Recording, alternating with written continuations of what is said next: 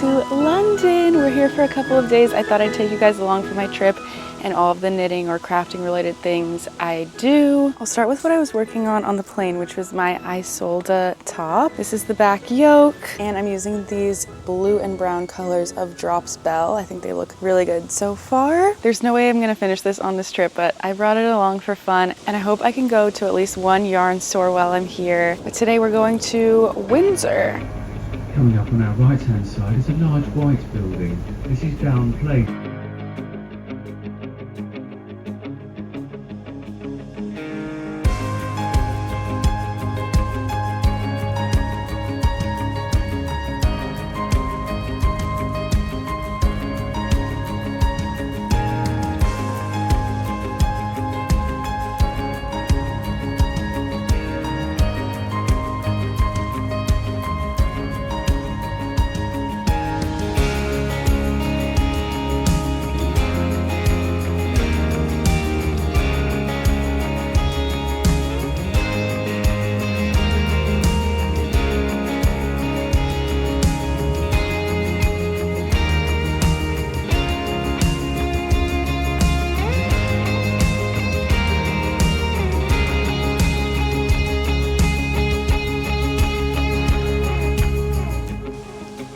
Taking this opportunity to knit outside.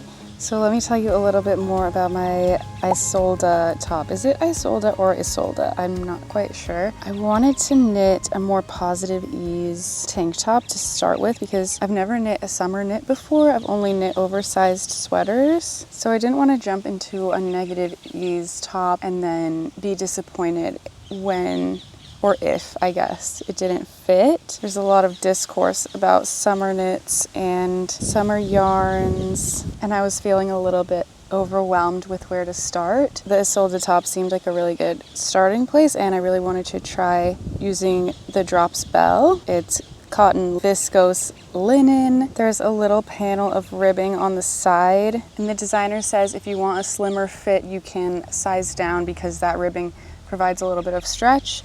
For me, I actually want a more oversized fit to the sample photos. I want a kind of more boxier, like almost like a muscle tank type of fit, and I want to shorten it significantly. I want the side panel to stop like around my belly button so that the front panel covers like the lower part of my stomach, but it still maybe like shows a little bit on the sides. The gauge for the pattern is 20 stitches. I'm at a 19 stitch gauge on 3.5 mil needles, and I'm making the size medium. So I think that means I will end up with a little bit larger than a medium based on my gauge, and medium was already a little bit larger than the size I kind of like should have gone for based on my measurements. I'm really excited about these colors. I was originally choosing between a bunch of stuff. I was choosing between black and white, black and cream. There was two browns of Drops Belle. This, which I chose, the chestnut, and a chocolate brown. So I was choosing between those, and I was choosing between blue, this blue, which I think is called Ice Crystal, and a pink. But yeah, I ended up going with the chestnut and the ice crystal. I really like how it's turning out so far. The blue is like really subtle. Today is probably gonna be the most chill day that I have. So I'm trying to get a little bit of this done. I'm working on some armhole increases on the back yoke right now, and then we'll be moving to central London tomorrow. That's when I hope to explore some yarn stores. I have a couple things I'm thinking about looking for. I need to do a little bit more research. I don't know, yarn stores stress me out so much. Like, it's a little embarrassing how stressed I get. But for this top, I think my goal will be connecting in the round. I don't know if that's crazy. Yeah, I'm gonna say it. That's my goal, connecting in the round, because I'm about to finish the armhole increases and put this on hold, and then I just have left shoulder and right shoulder. So this will likely be a longer vlog than just London, finishing this top. For now, I'm just enjoying being outside.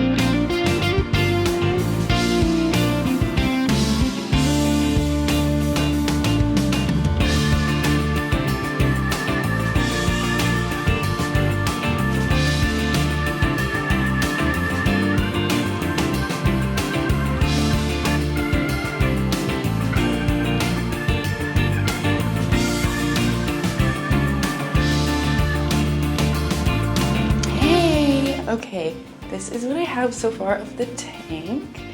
I'm getting pretty close to joining in the round. I have the back stitches on hold, and then there's a couple more rows, then some armhole increases, and then you join, and then I'll start working those ribbed panels. I feel like this pattern is like going so well and found it really easy, and I think it's the perfect travel knit right now. I was like a little nervous because I brought these 2 balls that I was working with and then 2 more, and then I have 2 more that I left at home, and I was like, oh no, what if I power through and finish everything? But I think it's the right amount because I'm going home in a couple days. I'm having the best time ever in London.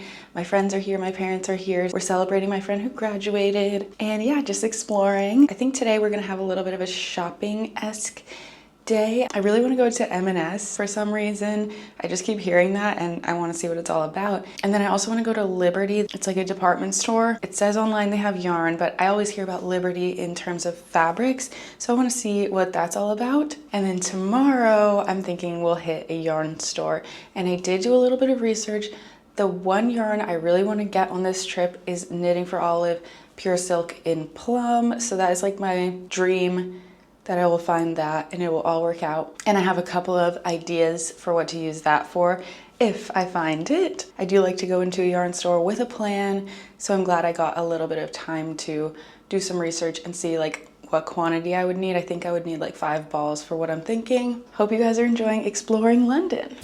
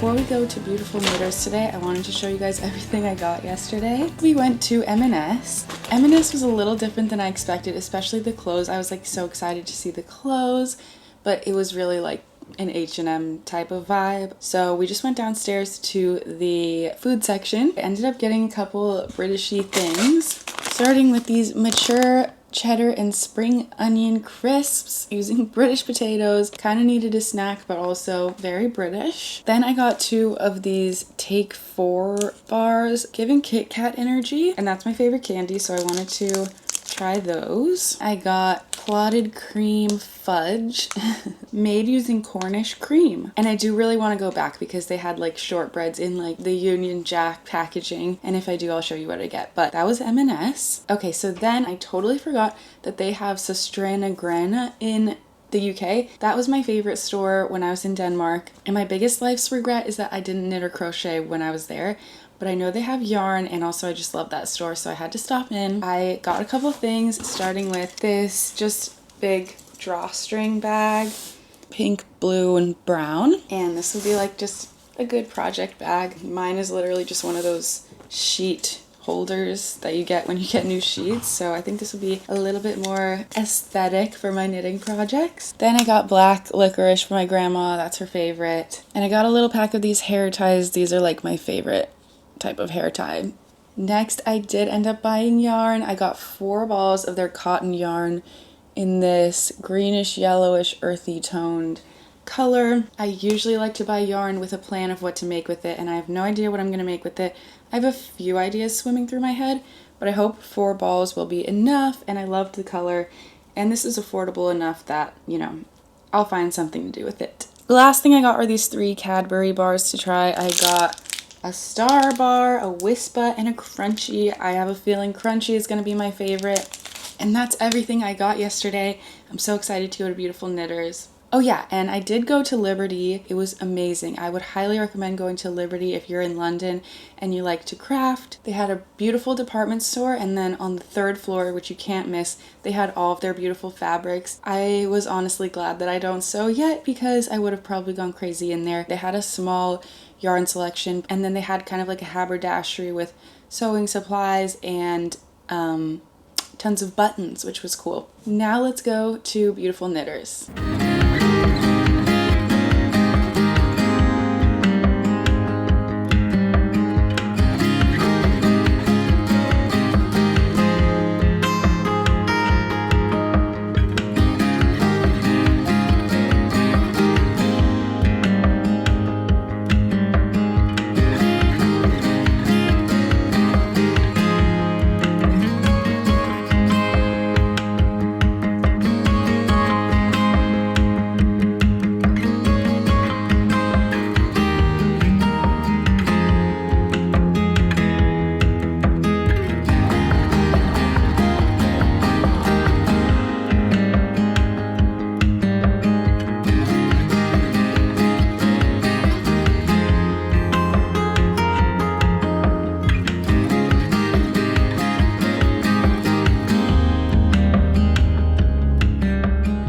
It's only been a couple of seconds for you guys, but I am all the way back home in New York now, and I have been dying to show you what I got at Beautiful Knitters in London. There were 2 yarn stores I really wanted to go to in London. Beautiful Knitters, which is in Pimlico, which is a little bit near Westminster and like Big Ben, and then Loop, which is in Islington, which I didn't end up going to. And I chose Beautiful Knitters because it was a little closer, and also they carried Knitting for Olive.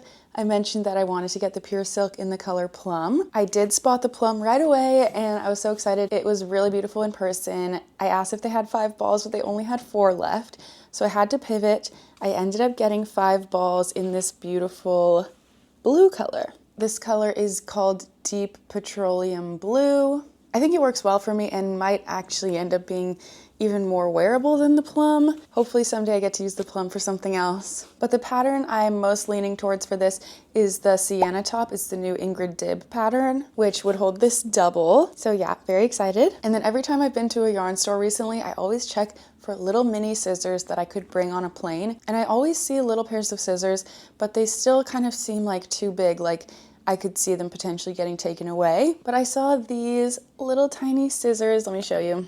They come like this, and they have the little leather case, and then they're just tiny little scissors. And you could choose which color the tassel was. I chose teal.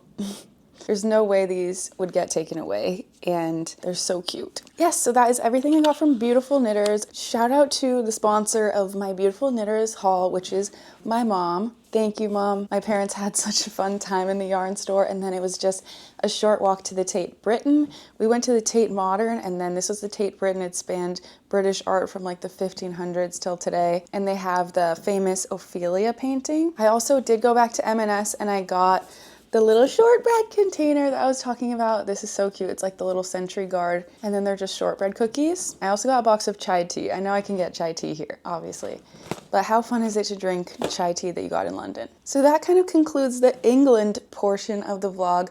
However, on the way home, so obviously a lot of flights from the States to Europe have a stopover in Iceland. And when you book through Iceland Air, you can extend your layover like any number of nights. So my friends and I decided to stop over in Iceland for 1 night, and it was the best decision. So I wanted to show you guys my roughly 24 hours in Iceland.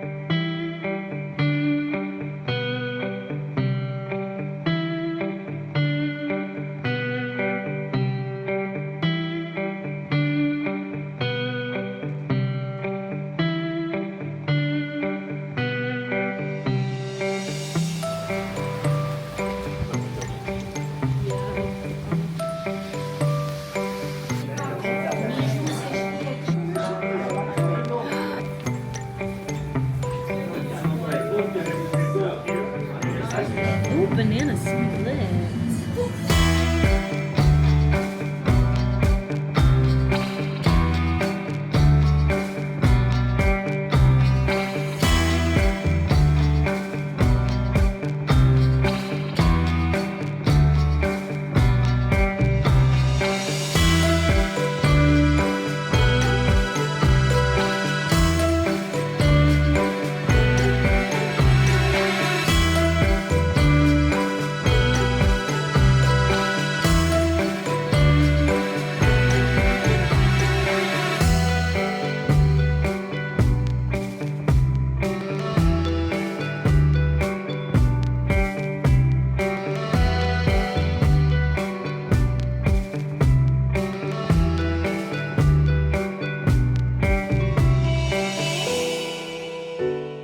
It was so jarring to land in Iceland with 50-degree weather and rain after being in London, but I need to show you guys everything I got in Iceland. I think you can tell that my favorite souvenirs are like snacks and candy. So the first thing I got are these lava cheese crisps produced in Iceland. They're literally just cheese crisps. And then I got 2 Icelandic candies. I have the Reese bar, milk chocolate with crispy corn puffs, and this one called Prister maybe, chocolate, caramel, and licorice pieces. So that will be a really interesting one to try. And then you might have noticed in my little montage that we went to the Hand Knitting Association of Iceland, which was amazing. And again, I really don't like to buy yarn without a plan, and I definitely had no plans to buy any more yarn on this trip, but I did end up buying 2 balls of Letlopi. Pure Icelandic wool. I got 1 ball of this blue and then 1 ball of this brown. My plan for these is to make some color work mittens in the winter time as my first ever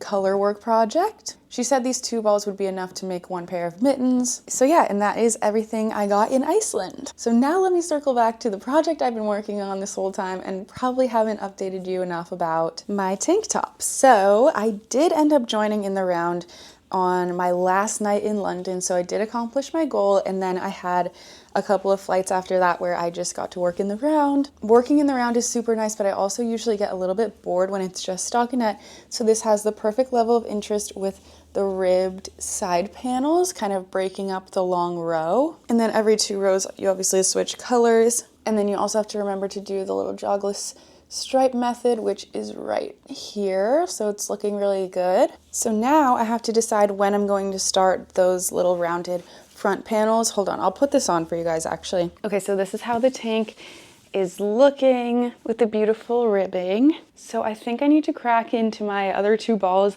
and do the edges of the collar and the armholes so that I can see where this will actually fall. I am a little bit worried that it's kind of too low on the side. My bra is starting like right here, and I don't really want it to show. So I'm hoping when I do the edges, it will kind of cinch this in a little. So if that happens, then this will lay at kind of a different point. I had said I wanted to start the front panels when this ribbed part reached my belly button, and it's kind of getting a little bit closer. I think the rest of this vlog will probably be more of a project vlog focused on this tank, and I will update you when I have some edges. Okay, here's the top with the armhole and neckline finishes. I think they came out super clean. The armhole still is a little bit low, but I think it will be okay. The edges were a little bit easier than I was anticipating, which was great. I did also start on this little front panel that goes down from the ribbed side panels, and there's also going to be one on the back. I think this will be my last update for the top until it's completely finished, so let's go see how it looks.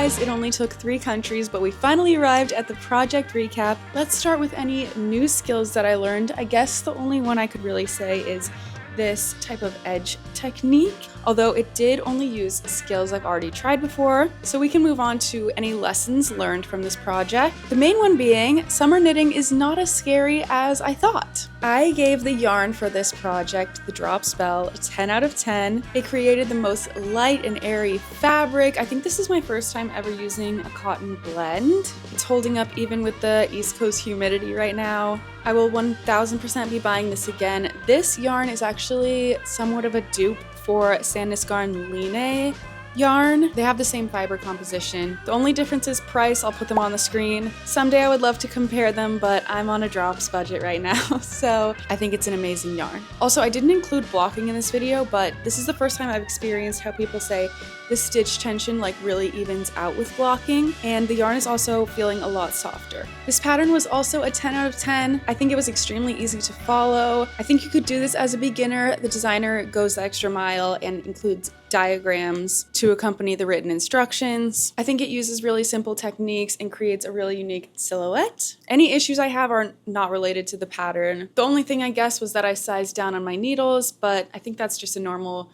gauge variation. The process for this, I think you guys could tell, it was a 10 out of 10. It was the perfect travel knit. I have a lot of memories stitched into here. It worked up really fast. No issues with needles or yarn. And then finally the finished project, I gave it a 9 out of 10. For positives, it is extremely close to the vision I had. The color combination, I'm really pleased with. So if I'm being super nitpicky, I will say it is a tad bit longer than I had originally planned.